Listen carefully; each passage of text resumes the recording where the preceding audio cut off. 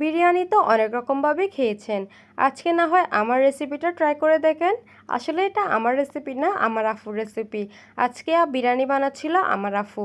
আমার আফু একেক সময় একেক রকম করে বিরিয়ানি বানায়। তো আজকে যেরকম করে বানাচ্ছিল ওটাই আপনাদের সাথে শেয়ার করছি। তো একটি ফ্রাই প্যান নিয়ে নিল, সেখানে দিয়ে দিল তেল।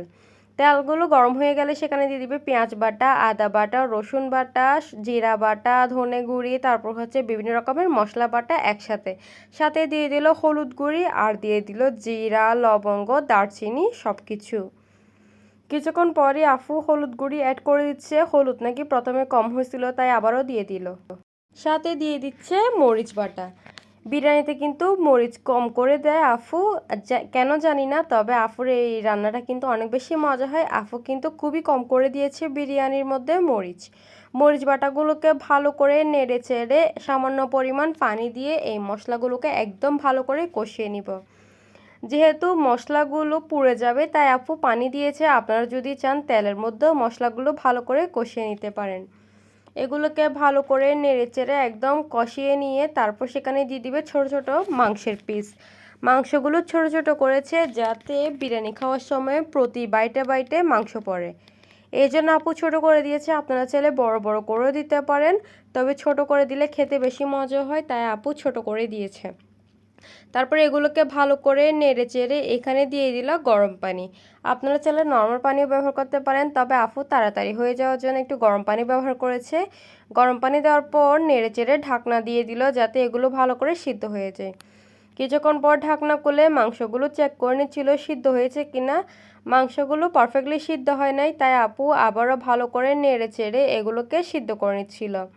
এই তো উপর দিয়ে তেল ছেড়ে দিয়েছে। এবার আফু এখানে দিয়ে দিল তেজপাতা, সাথে দিয়ে দিল গাজর, আলু।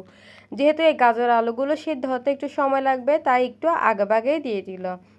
এখানে কিন্তু গাজরের আলুগুলোর টুকরো কিন্তু একটু বড় বড় করে করেছে, কেননা ছোট ছোট যদি করে তাহলে কিন্তু এগুলো একদমই গলে যাবে আর বিরিয়ানির সাথে খেতে একদমই মজা লাগবে না। তাই একদম ছোট করে না, একদম বড় করে নাই, মিডিয়াম সাইজের করে নিয়েছে যাতে বিরিয়ানি রান্না হওয়ার পরে এগুলো একদম দেখা যায়।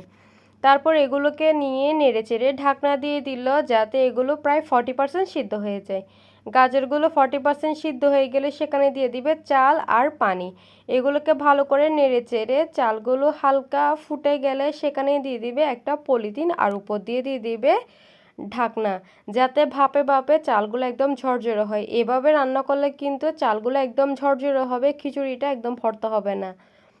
দেখেন চালগুলো কিন্তু একদমই পারফেক্টলি ঝরঝরে।